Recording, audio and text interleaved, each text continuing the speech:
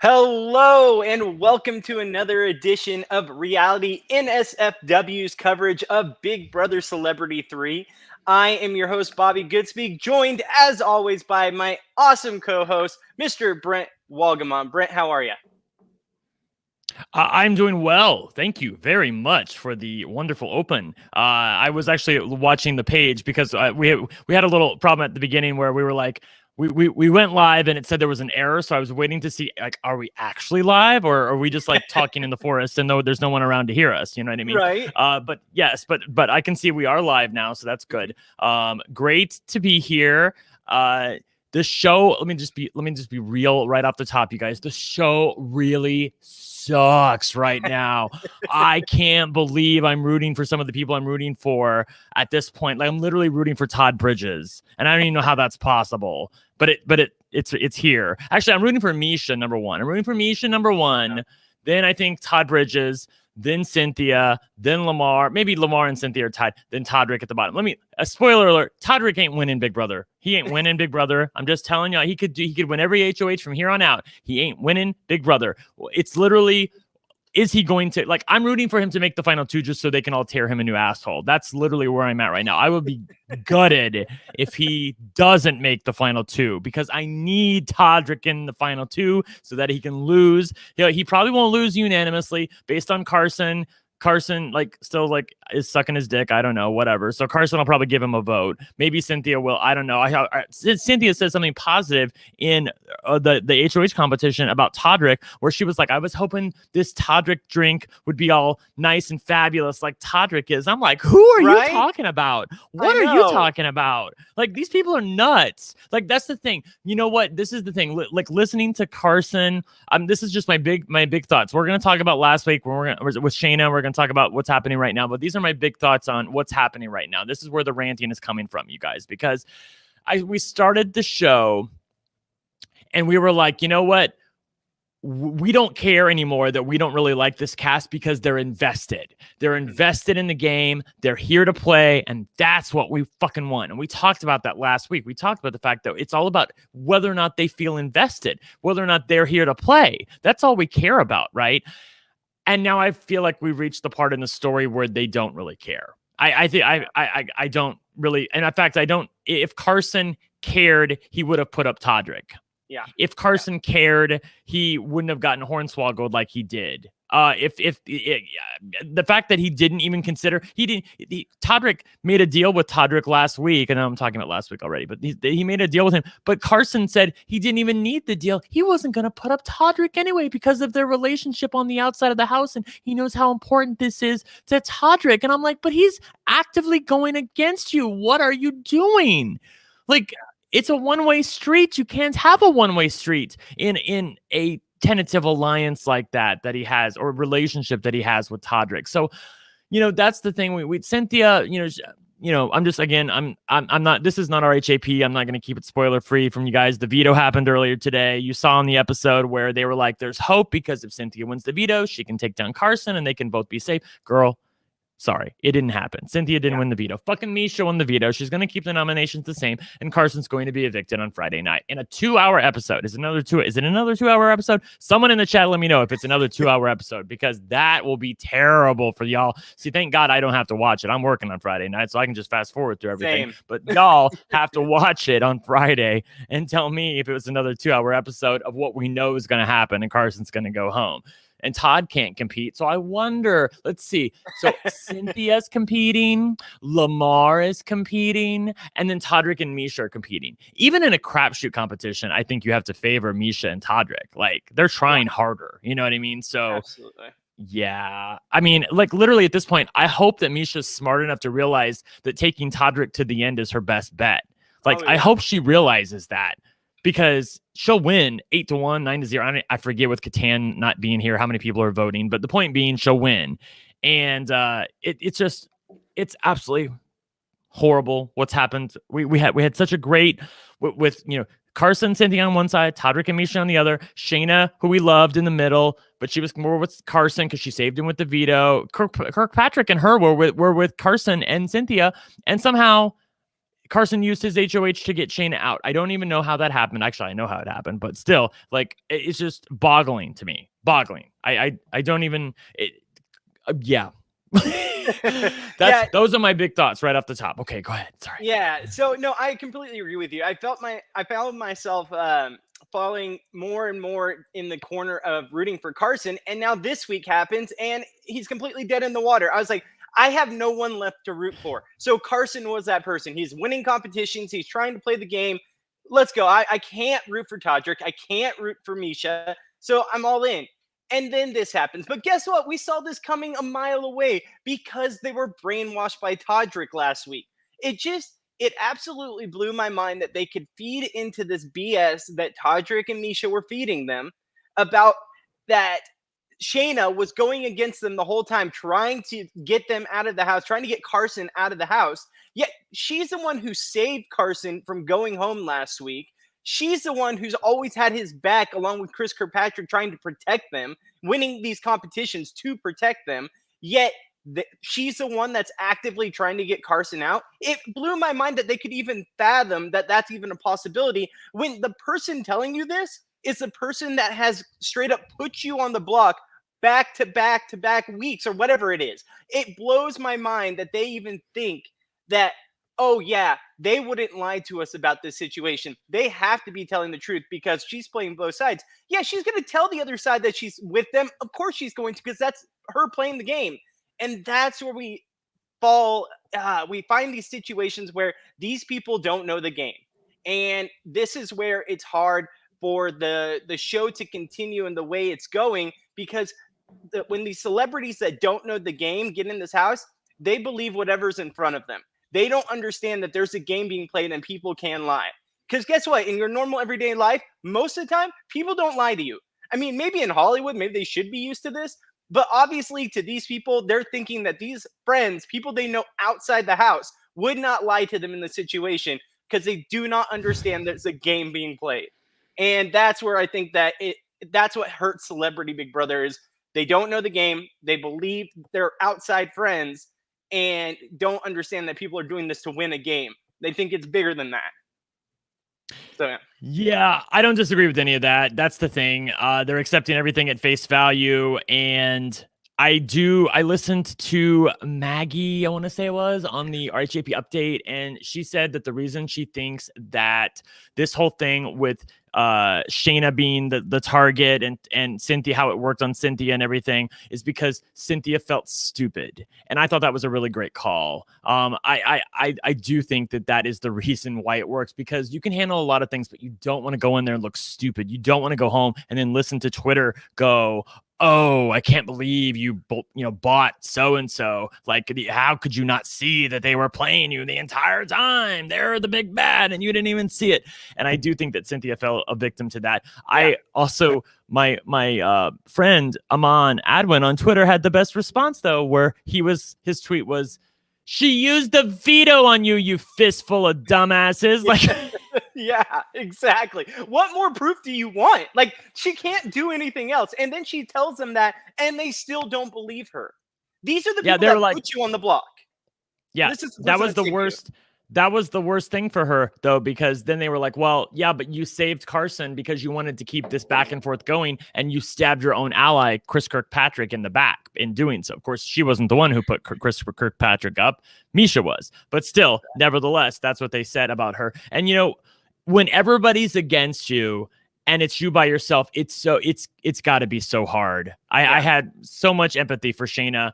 I haven't called out Todrick for all his bullshit yet, but still, it like, even without all of that, the fact that everybody in the house was seemingly against her, and I know Carson tried to keep it light, but like, girl, they were all against her, and she just didn't know what to do. Like, Shayna's a good player, but she's not an amazing player. She did not know how to handle this, and every time that she needed to be in a room, she left the room and let them talk and let them plot against her and let them spin their stories and get all their stories together and say, oh, well, she did that when this happened, and they're exchanging information, and by the time it finally got to Shayna, she didn't have a response to it, and it just all went downhill from there. And I think Carson, the thing is though, that why should we care?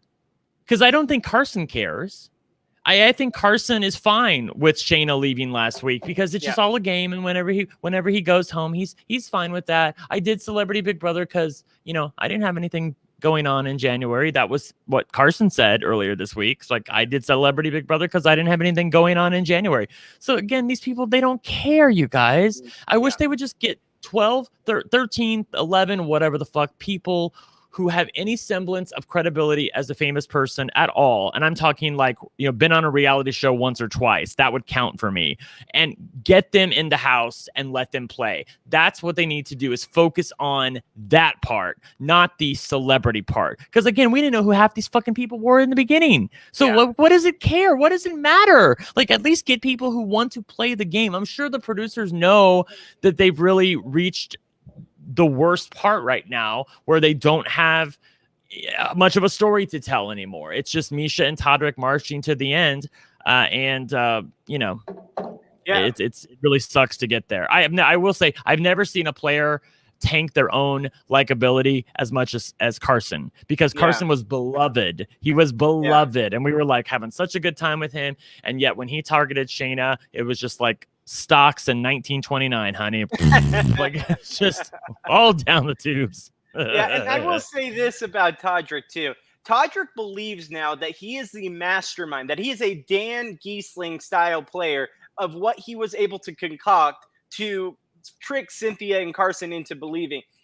Listen, bud, try this in a house against the Cookout. Try this in a house against Dan Giesling or, Dr. Will. This would not fly. You're pulling this off against B and C list level celebrities that don't know what the hell game they're playing. Okay? Lamar still is 4 weeks into the game and doesn't know what the veto does. Okay? Try this in a house against competent players that know what they're doing, and I guarantee you your ass would have been out of that house that week. It just pisses me off that he thinks he's so great and he's not. And it would have been so much better for Todrick if they had cast people like that, because then he would have had people to actually play against, and we might have actually been rooting for him. I know some of you find that impossible, but again, I find myself rooting for Todd Bridges right now. So anything's possible on Big Brother if the situation, lands right. But God damn it, like the fact that no one really knows what they're doing, and he thinks he's so amazing. It feels so wrong watching it on the outside. I think Boston Girl has a really interesting comment in the chat where she's like, it's not like the celebs brought these great ratings. I'd even rather see returning players that know the game. Oh my God. Thank you so much. I would rather see them pull 11 former players in a 3-week competition. Oh my God. I have a hard on thinking about it. Like, seriously, like, how good would that be, Bobby, to see like all these players who didn't get a shot? Can you imagine like Jody or Cowboy or like all of these people who haven't made it in the All-Stars house? They would give us such a show, and they'd be able to do All-Stars every year. They pull 11 people from the, we've got like 24, 23 seasons of Big Brother. Like, I mean, they'd be able to pull people from whoever the hell, even people that have been on All-Stars. They could come back for 3 weeks. Come on. Like, it would be the perfect setup. But instead they're doing fucking Celebrity Big Brother with these people that don't care. And that's the worst part, is that because they don't care, we don't care. I know so many people that are checked out of this game. You guys, I haven't, like, for real, I watched a couple episodes. I watched enough to be able to do this podcast, but I didn't care. I just keep up on the feeds and I watch what's going on. I read what's going on, because I just don't care anymore. I watched the episode tonight because I have a podcast, but I don't care. And that's the worst part, man. That's the worst part. And you know what they could also do is they could do, Big Brother Canada versus Big Brother US. Do a quick 3-week thing. Then you have tons of cast members to choose from year after year. And I guarantee you, the ratings would be just as good, if not better. They would be just as good, if not better. 100%. Canada versus US. People want to see that. People want to see these great players from both countries play against each other. And then you'd have casts for years and years because you have so many. And they have they have every reason to do something like that too, because Big Brother Canada just went on to Paramount Plus, which obviously CBS is now there's in bed, or a connection with Paramount Plus. Exactly. So all the reason. God, why are my ex was very good friends with Sherry Redstone, who is the chairman of Viacom. I don't know if she's still she might be I don't know. But anyways, my ex used to date her back when he was straight. And I need to get a hold of her. I need to get a hold of her. That's what I need to do. I need to get a hold of Sherry Redstone and get her to put that kind of a show on CBS, because that would bring in the good shit, Bobby. See, and then Chris here saying, I have no interest in Canada. Watch it on Paramount Plus. I guarantee But you know you'll what? have interest in Canada. But that's okay, though. That's okay that you don't have any interest in Canada. Once you meet the players and they're playing hard, you don't care anymore. That you'd be fully invested because the players are invested. And that's what's missing right now, is that the players are not invested. Exactly. Would you rather that or B and C-list celebrities that don't give a shit about the game and are just kind of hanging out, just trying to get a paycheck? Wouldn't you want people that are hungry to win and people that maybe you don't know or maybe you're not a fan of? At least there's someone that's willing to play the game. Yeah, so, I know. Yeah. All right. So with that rant, we lost Shayna this week. It was very unfortunate to see. Yes. Yes, I was gonna say, I just want to call out Todrick because I did it on Twitter and I feel like I need to do it here. Todrick was just horrible over the past, I don't know, 5 days, whatever it's been since Friday, where he was, begrudging Shayna, downplaying her accomplishments, slut-shaming her, gaslighting the rest of the house into believing all the worst things humanly possible about Shayna, and that's the worst part about it, because in doing so, Todrick has made it impossible for him to win the game. Yeah, I mean, that's what he wants more than anything, is to win the game, and he ain't going to be able to. It's literally like Brittany in All-Stars with Dan Giesling. He could be sitting next to a bottle of ketchup, and they're going to vote for the bottle of ketchup. They ain't going to vote for Todrick. That's the way it's going to be. Yeah. So Todrick can't win the game. But beyond that, he has literally showed his ass on television. He showed himself to be a really, really terrible person. And the slut shaming to me is the worst part about it, because I feel like as gay men, we have a natural connection with women that we, I like to let my ass hang out sometimes, and I like to wear skimpy clothes and show my ass on Twitter and, look and show as much skin as I can. And I feel like that he of all people, because I've seen Todrick and what he wears sometimes, should know that you are not defined by what you wear. It's not that doesn't speak to who you are. And even if she does, let's say she's a slut. Let's say she likes casual sex and she's banging a different guy every night. You know what? Don't slut shame her. She should have every right to do that. Like, what is this? Like the 1992, 1972? Like, I mean, this is literally 2022 right now, and I don't understand the slut shaming. And in doing so, he totally downplayed her accomplishments. She's a model. She's been in Playboy. She's been the centerfold, I think, either Playmate of the Year or centerfold, one of the two. Yeah. She is. She's much more than just married somebody rich. Okay, she was Miss America, or one of those beauty pageants, maybe Miss USA. I forget. The point being, she was like I'm not trying. Yeah, exactly. I can't even remember. The point being that she's a lot more than just somebody who got married to some dick who had a little bit of money. And I really thought that the maligning of her as a woman was what I really hated the most, and that's what's really gonna stop him from winning Big Brother, because I feel like he could overcome certain things that he's doing right now. I feel like he could overcome the lying. He can just say, look, I wanted it so bad, and they could forgive him for that. But once the personal attacks started, and they've started like a week and a half, 2 weeks ago when Teddy was leaving the house, that's the part where I feel like he lost the game, because everybody coming out of the house has nothing but bad things to say about Todrick. They are not voting for him. So, I guess. Good luck with that.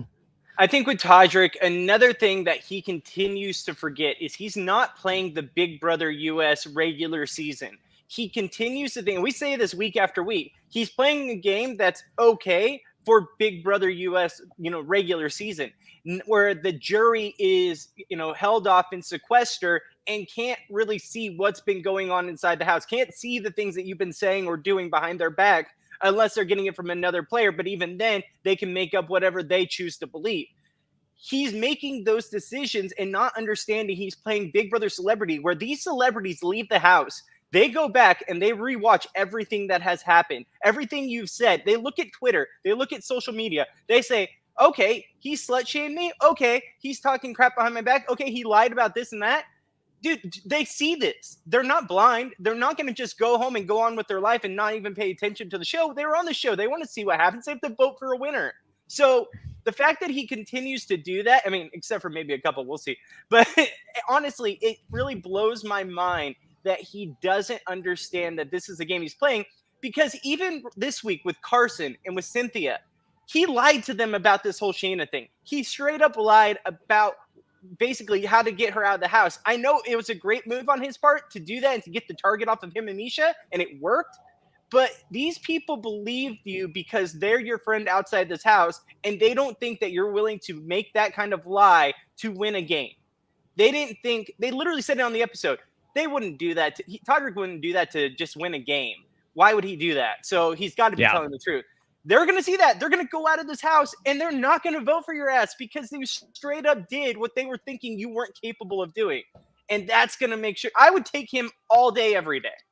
Every day, I would take Todrick to the end with me. Lamar's going to win over 100%. Lamar's going to win. Really Lamar is. doesn't even know what the game is. 100%. Lamar would 100% win against Todrick. Like at this point, I think I said this before. I'm rooting for Misha. I'm rooting for Misha. She's kept it on the up and up. She's lied when she had to, but she doesn't do the personal attacks at much. She's tried to keep it on the up and up. She's tried. She said she was going to honor that deal that she made with Carson, and I believe her. I do think if she'd won HOH, that I think she would have honored that deal for 1 week and gritted her teeth through it. But she would have honored it. I do think she would have.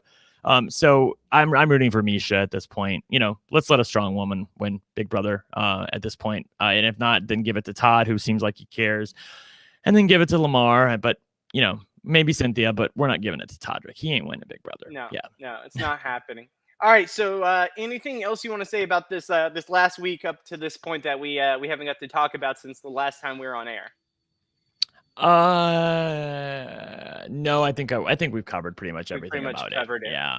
All right, so we got to this episode, a little bit of a snore fest once again. It was very much so a lackluster episode. What did you think of the competition? I loved it because Todrick hated it. I thought it was great. So Brian Scally, who I follow on Twitter, if you don't follow Brian Scally on Twitter, you are missing out on the party. Let me just say, did a quick, I don't know how he does this so fast, but he had like a little picture of Todrick looking really pissy in the competition, and he had the little squares up, and I retweeted this. You can look in my Twitter and to find it, but he had the little squares up and said, let's see what's in a Todrick special. And the squares were like, you know, not paying employees, gaslighting, slut shaming. It was rich. It was so great. It was so awesome. I think that this is the kind of competition I would also hate. I know Todrick has been going on and on about it on the Big Brother house about the fact that, you know, it's so unfair that they had a food competition and blah, blah, blah. But, you know, it was a food competition for everybody. Like, they don't know who's going to excel at this and who doesn't. And you know, every competition, I think Misha even pointed this out to him, like every competition has advantages and disadvantages for some people. And it just so happened that this one Todrick was terrible at and didn't have any taste buds for it. He doesn't have any taste. Sorry. He's so entitled, dude. He's so entitled that he thinks that these competitions that he sucks at should be handmade for him. That he sees the competition in this situation is like, I can beat any of these people outside, maybe Misha. Give me something else. Give me anything else. And he won the veto. Congratulations, dude. You won the veto. Congrats. But it's so funny. I don't know if his PR person told him, hey, you love Big Brother. You just had the cast over. You need to get on this season. But if they did, he needs to fire that PR person right away because his celebrity status has dropped dramatically since joining this show. And I know the past Big Brother house guests from last season are out there, you know, supporting him still, but it's just there's no way he doesn't come out unscathed in his life from doing the show. So I asked this question on Twitter because, you know, Twitter, you guys, I follow so many people. And Twitter's so vast. Like I honestly didn't know, is the Cookout still supporting him? Because I remember at the beginning of the show, we didn't like Todrick, but the Cookout was supporting him because they're living at his goddamn house while he's away. And I was like, are they still supporting him? And apparently, one of my followers said that Tiffany went on Derek and Cody's podcast and said that, like, it's already started, you guys. Like, they're starting to. It's like Homer in the bushes. They're pulling back from the brink right now because they can read the room. And Tiffany said that she doesn't agree with many of the things that Todrick has said in the house, but she still likes him, which that's about the worst kind of testimonial you can get from somebody who's living in your house rent free at the moment and is a friend. Like she said the bare minimum of what she had to. So the fact and everybody else just isn't saying anything right now. They've been real quiet. Well, I can understand why. They've got, a little, skin in the game there. So living at the guy's house who's on national television that everyone hates, you're really skating on thin ice, especially when you're Tiffany and you're beloved by the fan base. The same fan base that you just played the same game and they hate Todrick, but they love you. You're really on thin ice there. So you got to make sure you skate that and navigate it quickly.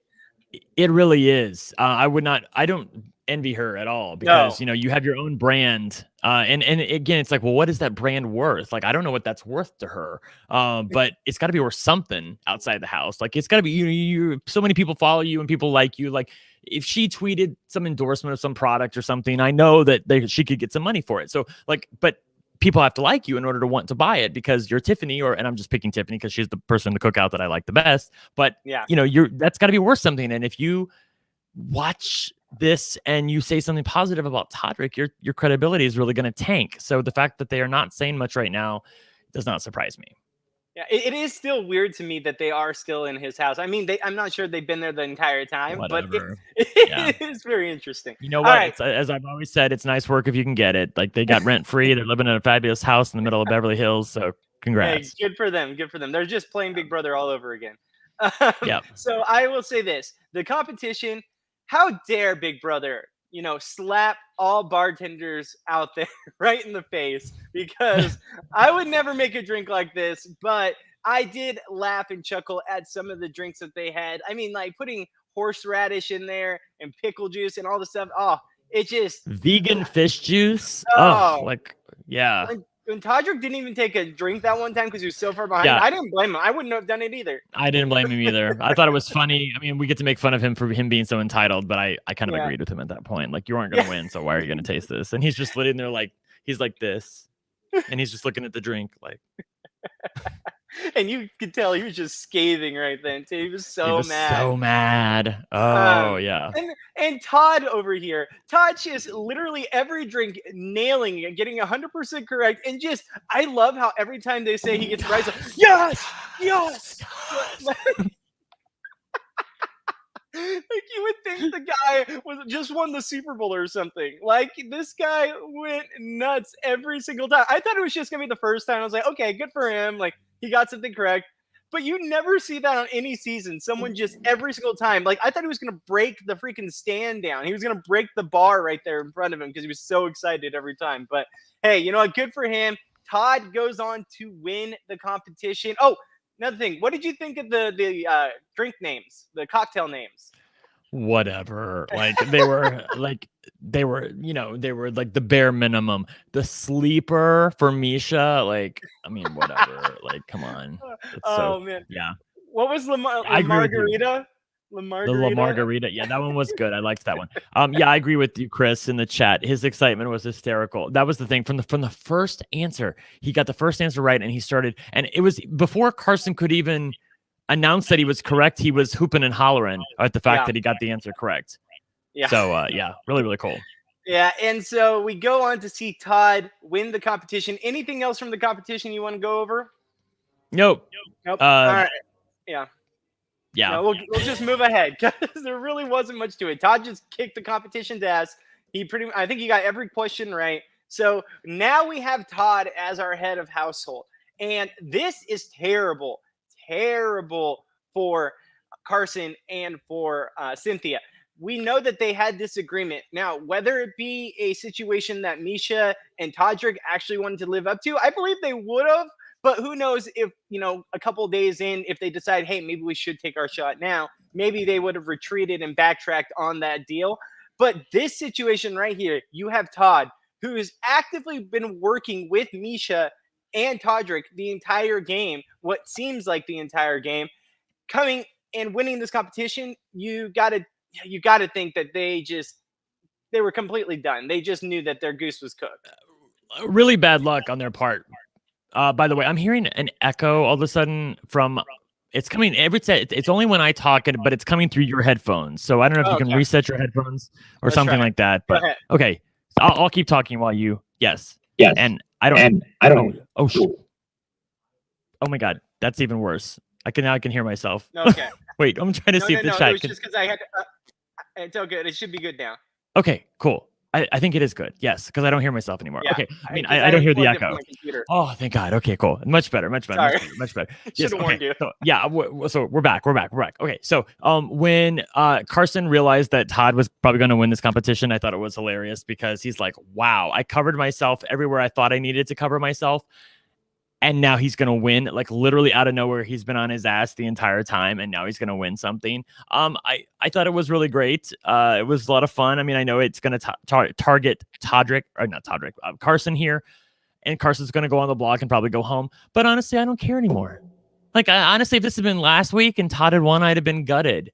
Yeah. But the fact that Carson used his HOH to get rid of Shayna, it's just like, you know, I don't even care anymore. And it doesn't seem like Carson cares anymore because he wouldn't have even targeted Todrick. Like, I think at this point, Carson would be willing to go to the final two with Todrick. If it was Todrick and Cynthia there, I think Carson would take Todrick because he doesn't want to take away Todrick's dream. And it's just like, whatever, dude. Like, this is terrible. This is not the Big Brother I signed up for people to be do-gooders and help their friends who are outside the house. And yeah. Yeah, it's really unfortunate. And like I said, Carson, I still have a special place in my heart for Carson because guess what? Without Carson this season, we would have never had the amazing diary rooms that we've had all season long. He's the only one who's really brought the entertainment factor that didn't sound corny. Like when he talks and he makes jokes inside the diary room, it's original. It's him. You can tell that's coming from him, not being fed to him from the diary room. But you see Nisha or you see someone else go in there and they're just like, So they say this joke and it's like clearly been written out for them.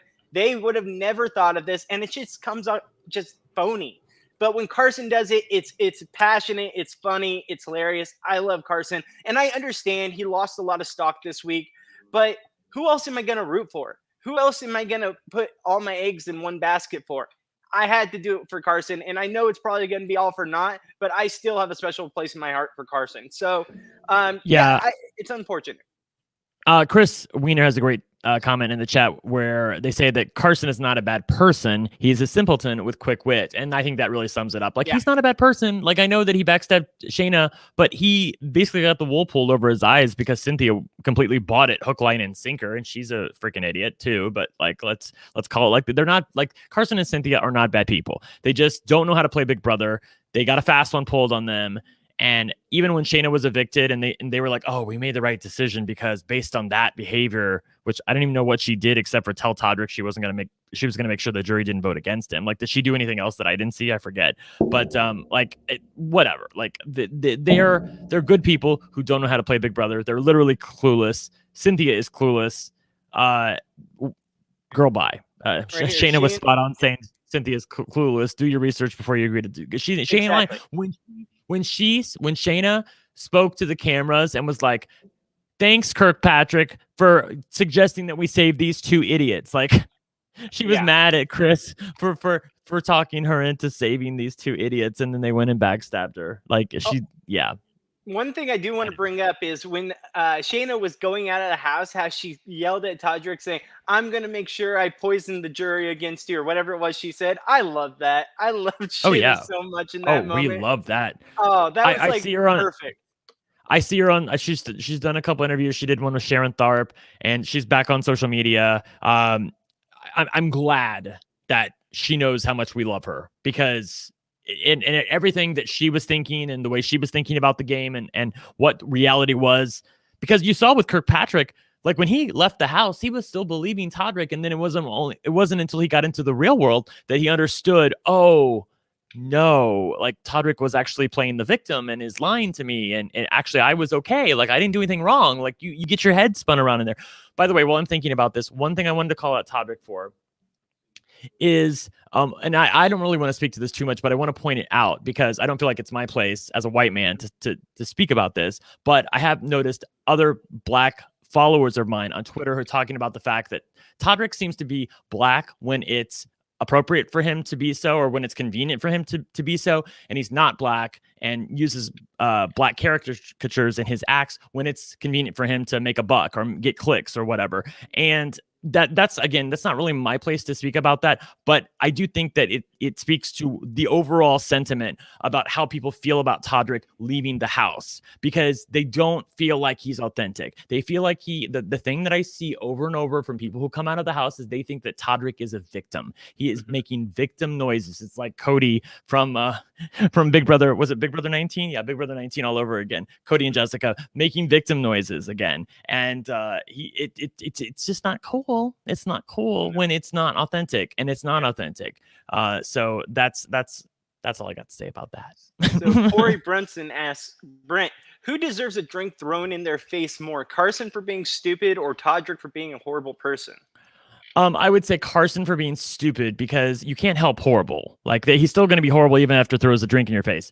If you throw a drink in their face, but Carson, he might wake the fuck up and realize, like, people actually liked me when I was against Todrick. Maybe that might be more good for me to do. Like, I care about how people think about me leaving this house, and I don't want people to hate me, even though they kind of do now. But if I had a drink thrown in my face, maybe I wouldn't have made that mistake last week when I targeted Shayna. So yeah, I think it's the former, not the latter.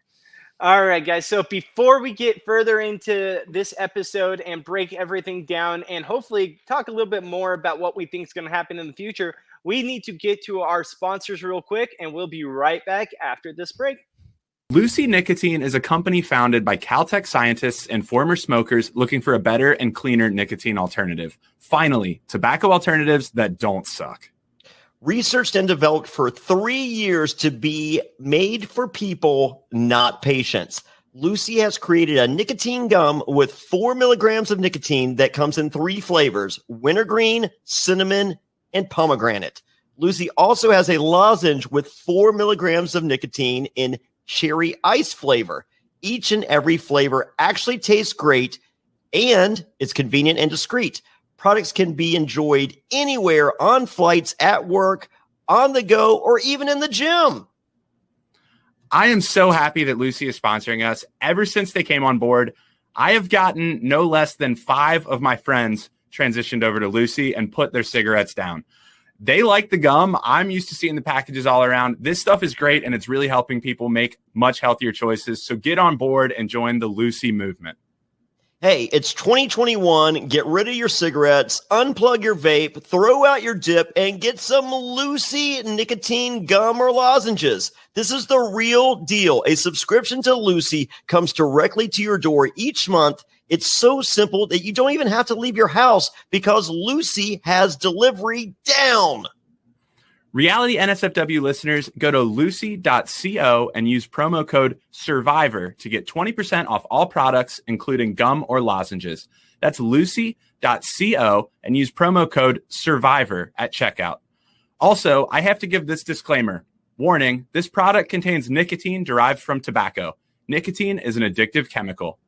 That's lucy.co, and be sure to use that promo code SURVIVOR. This episode of Reality NSFW is sponsored by Blue Chew. Say it with us, Blue Chew. Blue Chew is making waves and bringing more confidence to the bedroom by offering chewable tablets that can help men get stronger and longer-lasting erections. That's right, we're giving away super hard dicks. Blue Chew is a unique online service that delivers the same active ingredients as Viagra and Cialis, but in chewable form and at a fraction of the cost. Blue Chew's tablets help men achieve harder, stronger erections to combat all forms of ED.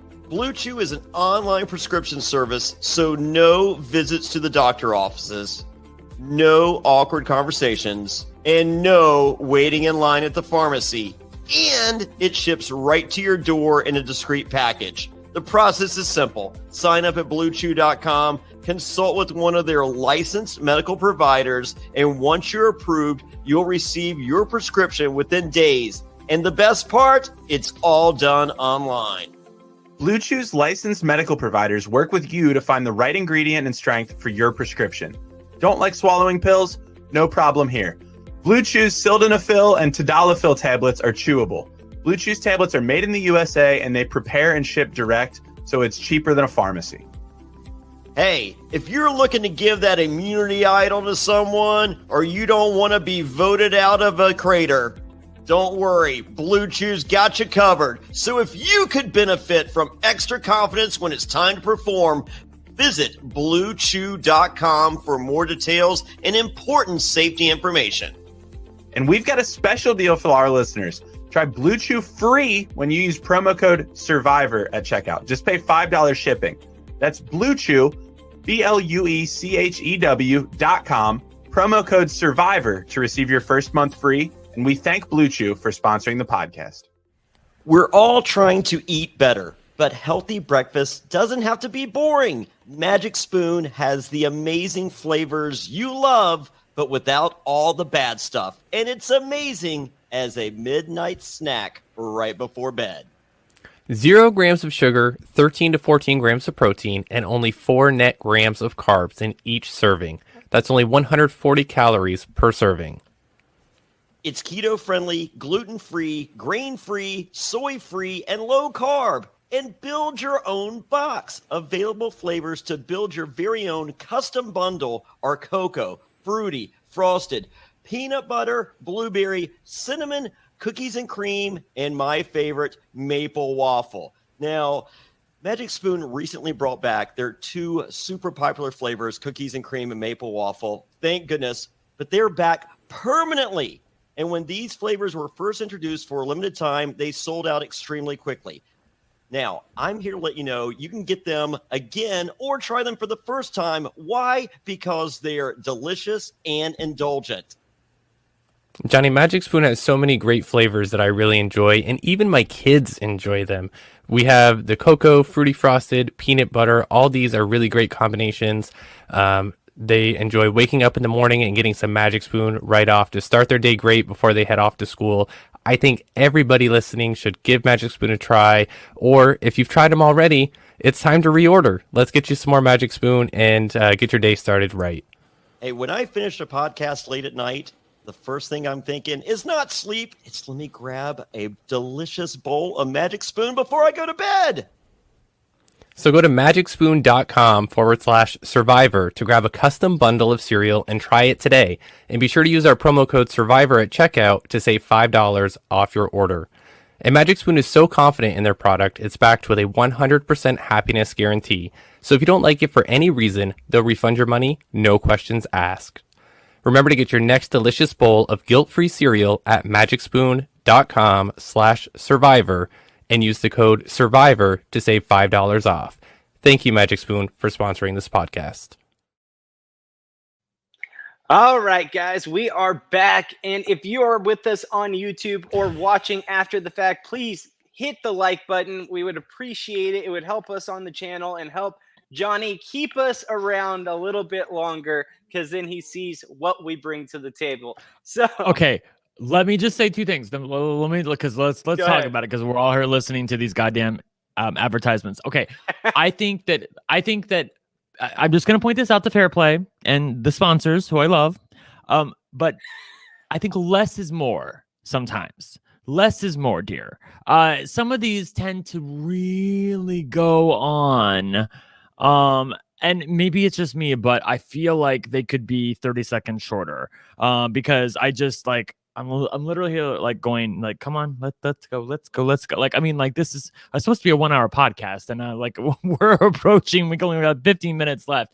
I feel like they could be a little short. I will say this though, that the Blue Chew, I've kind of like I've sort of like, you know, yada past it in the past. But I looked at it and I'm like, because you know I'm gay and I'm 47, so you know having a little hard dicks in my life is not a bad thing.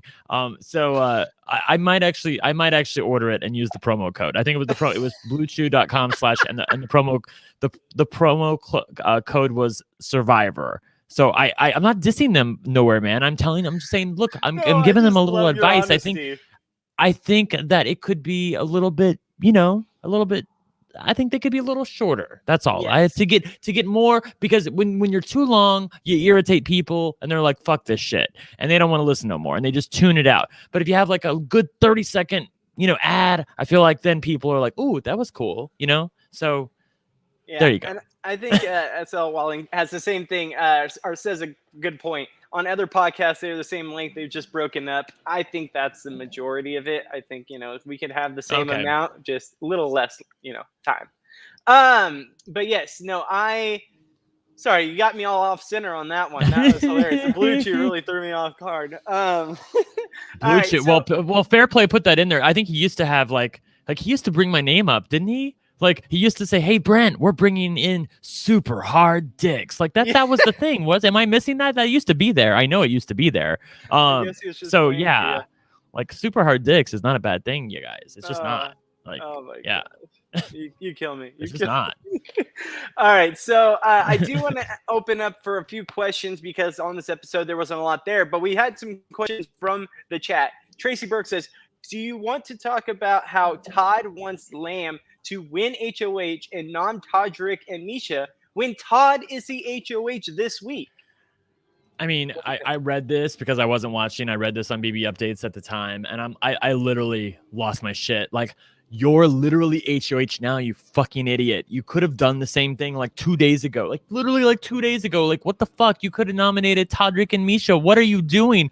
I still don't understand why he put up Lamar. I still don't understand that. I don't understand why he put up Lamar. And then he was saying to Lamar earlier today, he said, Lamar, you really need to be here. Like, you have to stay here. Because I think Lamar was thinking about leaving, even though they only have like a week left or something. He's like, I need you. And I'm like, but why did you put him up? Like, Lamar is pissed off Misha by saying he almost thought to evict her. And he's pissed off Todrick earlier today by ripping up the cards. Like, Lamar might be the one going home.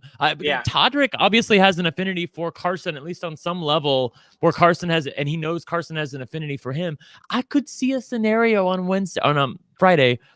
It's not outside the realm of possibility that Lamar is the one evicted. It's just not. I think that Carson will go home, but I think there's like a 20% chance that it's Lamar. Yeah. Todd put him up. It's crazy to me, and this is another factor of people that don't know what the hell they're doing in this house, where Todd literally gave them an out. He gave them an out by putting Lamar on the block, which easily gave them a chance. Now, granted, very slim chance, since Cynthia and competitions do not go hand in hand. Hey, God bless her. They're not her thing. But it was a long shot, but it was a shot. It was an actual opportunity where we could have seen one of these crapshoot competitions. We don't know what the competition is just yet. Maybe they've talked about it. I haven't heard it. But we don't know what it was, but it could have been a crapshoot competition that anyone could have won. Hell, it could have been a yes, no, true or false answer veto. And she could have easily won. And then guess what? Then you're in a terrible situation that you don't want to be in, all because you put Lamar up. This is another factor that we have with newbies and celebrities that just don't know what they're doing. So, Sorry, I was reading Twitter. Yes, go ahead. No, and one more thing about the commercials, it blows my mind. You guys can't see this at home, but in my corner over here, I have the amount of viewers, and every single time, it's like clockwork. When I go to commercial, that number drops like 3/4 the way. Like Carson stock. Like we go from like 400 viewers to like 75. And then all of a sudden, I don't know how they know, but they always come back at the same exact time. And then we're at 400 again. So it's just crazy. It's like clockwork. So yeah, I think we need to figure out the commercials a little more. Yeah, I don't know. I think they should have me do the commercials because then people How would do you do a say, read? and they would be so much more into it. Like, because I could put my own spin on things and I could have like a box and model the box of like the magic spoon. Like, I think it would be amazing. And can you imagine me modeling super hard dicks? Like I'm up for that. Like, I'm dead. I'm here for it, I will say Bobby, this. did you, what were you going to say? Go ahead. I was just going to say, if they send me that French toast cereal that they were talking about that sells out all the time, I'm down. Because I miss me some waffle crisp cereal. That was my favorite, and they discontinued it, and it was a very sad day. Discontinued it. At least here in California, it's nowhere. You can't find it. I don't know if they still have it or not. But they still have honeycomb, and I like honeycomb. Yeah, honeycomb so, too, and yeah. Honeycomb's really good. I was going to tell you, speaking of super hard dicks, because I've had my super hard dick out in the courtroom before, not in the way you think, but like my dick was out in an email because I sent my picture to the guy from the Peterson case, and my dick was there for the jurors to the jurors were literally going through the emails looking at my dick. I just want you all to know that happened, okay? So so that happened 20 years ago, right? And I told you all what happened, with my employment, or that's still an ongoing thing. I'm not going to say anything about that right now, but y'all heard me last week what happened with that. Point being, though, that they're bringing the Peterson case is coming back. HBO Max is releasing a fictionalized, not fictionalized, it's based on true events, obviously, of the Peterson case. It's either 8 episodes or 10 episodes. I don't know which. I thought it was 8, but somebody else said it was 10. And I know I'm being played by somebody. I think based on my reading of the cast list that they've changed my name, and that would not be a bad thing, because I'm so tired of being connected to the goddamn Peterson trial. I mean, I wear it as a badge of honor because there's no way I can get away with it. But if they want to do a dramatized version of something on HBO Max and they want to call me something else other than Brent, that would be just fine with me. So I will keep you all informed. I don't know that for certain. But we'll find out. All right, I want to see everyone in the chat. Who do you guys think? What actor should be the one to play Brent? I want to hear what everyone thinks should be the actor playing Brent. If you could pick anyone in Hollywood, who would it be? Oh my God, I don't know. It needs to be someone who's funny and witty and has a good sense of humor, because that's what I had on the witness stand. I'll tell you that. And they have to have a little panache. So. That guy, Steve Carell. Yeah, Steve he's a little old. Remember, they have to play me from. They have to play me from. It'd be great. That's the thing, though. They have to play me from like 20 years ago, because even though I have reversed the aging process in part, based on all of my weight loss and working out and Botox and whatever, and new haircut, everything. Oh, how good, how nice do I look? But I don't look 22. I look younger, but I don't look 22. And I was pretty young when I was testifying in the Peterson trial. So they have to find somebody who's pretty young. So I don't know about that. That's going to be hard. No, that's going to be hard. I was just messing with you, because you said that you basically described what Michael Scott was. Right. So I'm excited. I'm excited to see that. I'm excited to check it out. I spent an hour earlier today just trying to see if I could find anything about who was playing you. But I could not find anything on there. So I think I agree with you. I think maybe they just might be changing the name of the character. Who knows? But hey, exciting, man. I know this is something that you kind of are over it. You're kind of, wanting to move past it since you've been dealing with it for so long. But I mean, it's kind of cool. It is kind of cool to think that there's an HBO show or movie or whatever it is about something that happened in your life. So it's interesting.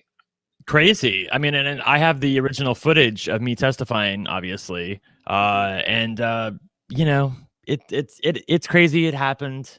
I can't believe that 20 years later, people are still talking about this goddamn case. Like, seriously. But here they are. Yep. Here you go. Doug says they better not go cheap and cast Cody Calafiore. Oh my God. They could only. Can you imagine if they did? Oh, that would be so good. That'd be so good. Because he's hot, but he's really stupid. So we'd be able to make fun of him for being stupid, but he'd look really hot. So, yeah. So I'd fuck him. He's just an idiot. Oh my God. Only content you can get here at RealityNSFW. I was just thinking the same thing. Like, I couldn't bring up super hard dicks, and I couldn't call Todrick out, and I couldn't do all that shit on RHAP. It has been a good year, I have to say that. Yeah. No. Like, I can say whatever I want over here. Yeah. Not that it really came up that casually with Taryn, but hey, like we didn't have that opportunity back then like we do now. Only with Johnny Fairplay. Yeah, exactly. All right. So what else about this episode? I think we've pretty much gone over everything. Is there anything else that you're wanting to cover? I mean, it's of course Todd was being an idiot by putting up Lamar. Of course, he's an idiot by leaving Cynthia off the block. But in the end, does it matter? She didn't win the fucking veto. Misha won the goddamn veto. So like, it's hard for me to get too worked up about it. Like, Carson's probably gonna go home on Friday unless Lamar fucks everything up and somehow they evict him. And Now Misha's saying that once Carson's evicted, that she wants to get Todd out of the game because he's more of a threat than Lamar and he's more of a threat than Cynthia, which is just shows you where things are right now. I just read. Go ahead. Sorry. I was just gonna say it's just gonna be a trickle effect. It's gonna be if anyone wins any kind of competition, they're the next threat. Those two are gonna just steamroll. They're gonna steamroll unless Todrick comes to his senses, realizes he can't beat Misha, and takes someone like Lamar to the end, and then we're gonna have a Lamar winner. Like, that's what's going to happen. Well, that's the thing. So my friend Matt Lagori just tweeted, he said, desperately need a Misha Todrick, Lamar, final 3, where one of the toxic twosome thinks they're making a big move, cutting the other one, and Lamar wins it all. So this is the worst timeline, where Misha gets to the end with Lamar and Todrick.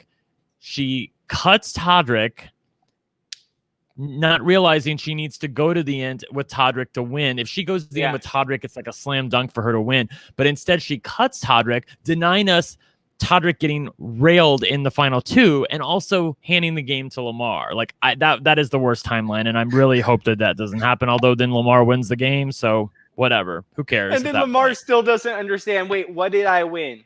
What is this a veto?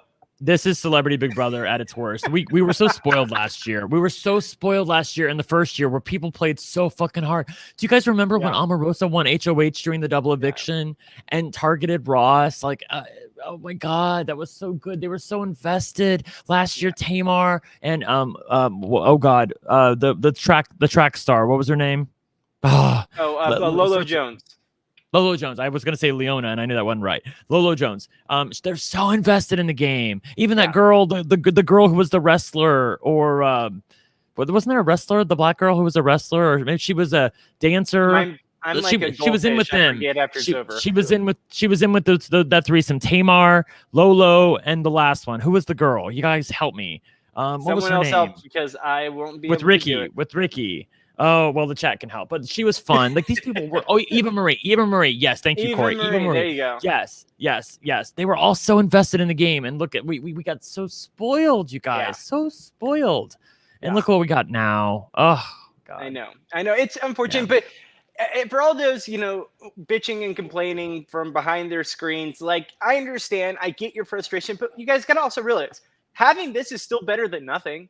It's still better than nothing. And as much as it's frustrating, and at least we get to watch something and have something on our screens right before Survivor starts up and Big Brother Canada starts up. So it's a nice little transition. It's just for fun. No one's taking it too seriously. Yes, we get frustrated, but we understand this is the celebrity version. It is what it is. And we get good gameplay. Awesome. If we don't, that's kind of what we expect with this territory. So, and the best part about it, it's only a few weeks long. It's not all summer. I know, that's the other thing. It's only a few weeks. Yeah, we only have 6 more days of this, so it's not like we have to wait 8 more weeks of dragging things out.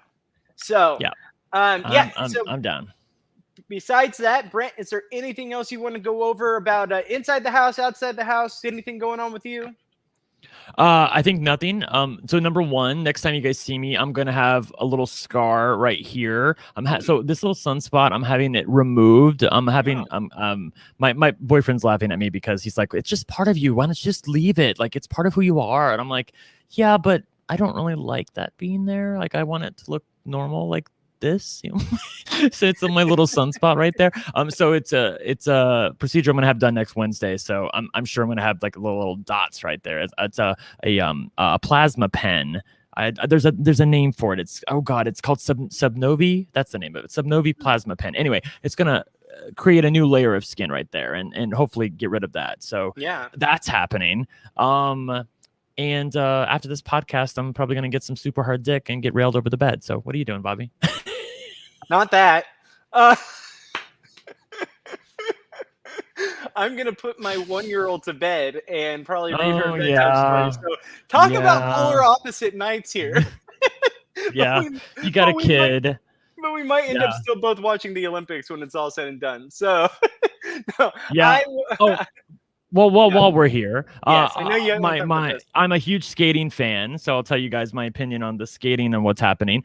It's really just unfortunate what's happened with women's figure skating and this cheater, and the fact the thing is I can't even get that worked up because of the fact that she's not the one cheating. No, there is no 15-year-old in the entire fucking world who would go out there and get this trimetazidine or whatever the hell medication she got in her system for doping, would get it and ingest it on her own volition. Like, she didn't do it. Her coaches, the state of Russia, gave it to her. They gave it to her, and she's the one that got caught, and now she's the one with her name on everything, and she's the one I guarantee you, she's going to win first place tomorrow night.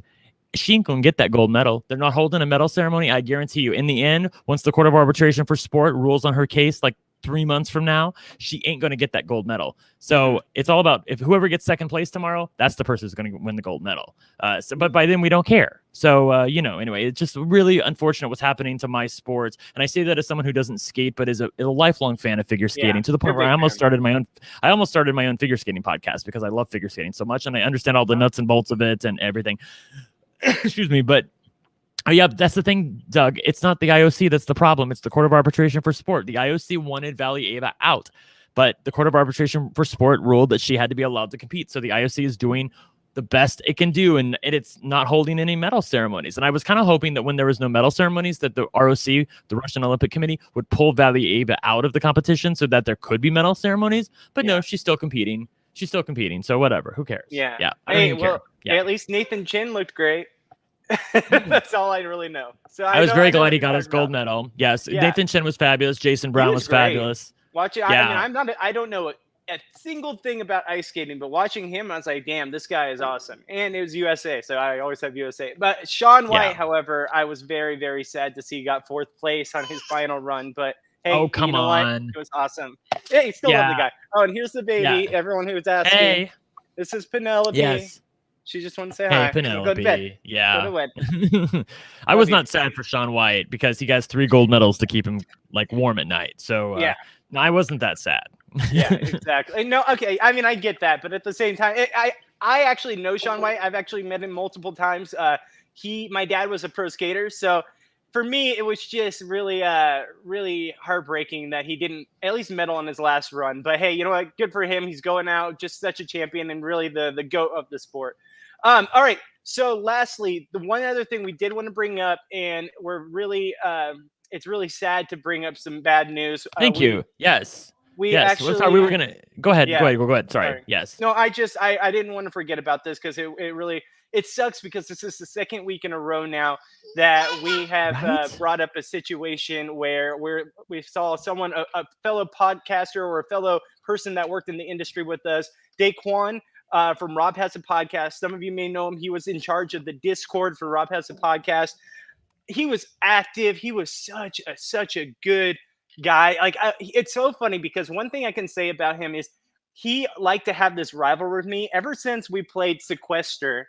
And sorry, she's all over the place. So ever since we played Sequester, he wanted to have a rivalry with me because I got out Liana. And he was just like, how could you do that to us? And it was like, he always called me his nemesis, but it was playful. It was just for fun. And now he's gone. And I just want to say he was such a great guy, so lovely. As much as he gave me a hard time, I knew it was all in good fun. And it's really sad to say that now 2 weeks in a row, we've lost someone that we have in our group and in our community. So just want to say God bless to him.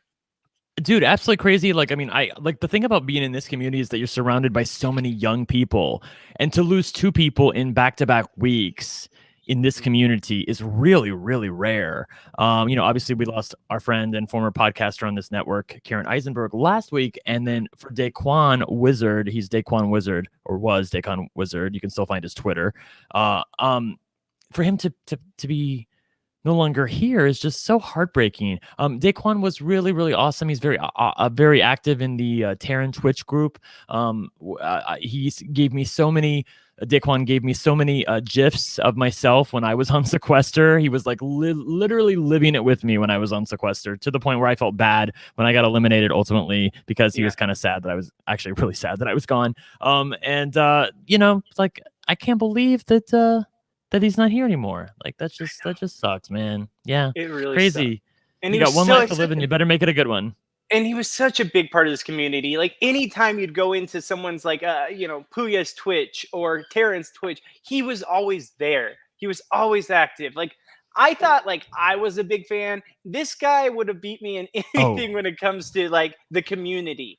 This guy was everywhere, and he had his hands in everything. And like Rob said in the post that he put on Twitter, we're not a part of RHAP anymore. Like it or not, we're not a part of that community, but we still have love and respect for everyone over there. And there's no hard feelings at all. We absolutely thank those people for the opportunities we've been given, because we wouldn't be here today if it weren't for that opportunity. And it breaks my heart that they lost a good one, that they lost someone in Daquan who was just 100. Such a good guy, because he was just such an active part of that community. So I just want to say, to his family, to his friends, we're thinking of you guys, and I hope that he rests in peace. I concur. And Daquan, man, I hope you're resting easy because I miss you. He was a part of every chat that I was ever a part of on Twitch. Everything. He came to everything. I never met him in real life, so I don't know what he was like in real life, but that doesn't matter because I knew what he was like behind the page. And for those of us who live in the online world, such as all of us who in social media and whatnot, like you feel like someone when that happened. For those of you who are asking, I see you guys in the chat asking what happened. We don't know. We don't know what happened. I don't even know if that's been released. We just know he's not here anymore. He's definitely he's not with us anymore. So, and I know that's everyone's go-to is what happened. Like sometimes it doesn't. And matter I understand what happened, that. Yeah. And I understand people want to know. Everyone wants to know because it's something like that. It's like, how could someone so young or so so vibrant? How could this happen? And like, I understand that, but at the same time, it's not about that. It's about the person and the life he lived, and that's what we gotta remember and respect. So, but to all you guys, we have no idea. We'll find out hopefully, just like you guys. No, Puya did not die. No, Puya did not die. Puya did not die. Puya's still with us, man. Like it or not, Puya is here and ready to go. We love Puya, yes. All right, guys. So for that, sorry we're ending kind of on a sad note. We will be back with you guys next Wednesday, immediately following the episode. Now, Britt, is next Wednesday the finale? Next Wednesday is the finale, man. Well, that's it. We're there. We're gonna get to talk about it, so we'll see you for the finale, guys.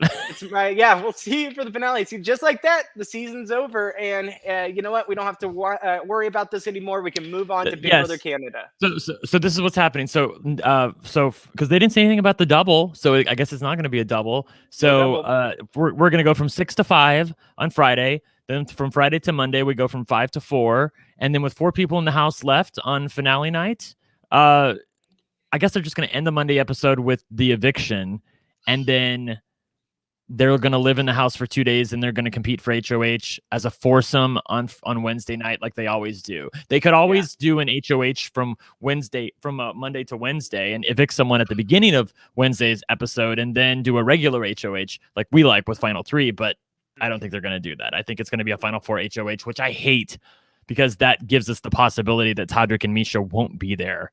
And I want Todrick and Misha to both be there because I think she deserves it, and I want him to get his ass handed to him. That's what I want. Give me that. And throwing or Chris Kattan quitting was exactly what we said. There was going to be no double after that happened. So I think that's what really set that in motion. So Corey's saying there's a double on Monday. I'm guessing he means double hour, not double eviction. Yeah, they never said anything about double eviction that I know of. So. And there's a Saturday show this week too. So I don't know. Yeah, you guys, here's the thing. I don't know what's all happening. We'll be here on Wednesday to talk about the finale. That's the thing. Yeah, exactly. Hey, at least we got the finale. We'll be here. And like I said, that night, it's also my birthday celebration night. So we'll be here. It'll be fun. And then I'm going to go out and party because God knows I need it. I don't get nights out anymore. So other than that, we will be here next Wednesday with you guys on RealityNSFW immediately following the episode. Whenever that ends, we will be live 10 minutes after the hour to talk all about it and break down who the winner is and everything about the season. So please definitely join us. If you would like to check us out on social media, you can find myself at Goodsby Bobby on Twitter and my buddy over here, Brent, at OneLuckyGay on Twitter as well. But besides that, I think that's going to do it for us. We will see you guys next week. Stay safe. And please remember, this is only short-term season. It's not going to be forever. We're almost there. All right, guys. We'll see you soon. Bye-bye. And for more Reality NSFW content, visit adfreeNSFW.com.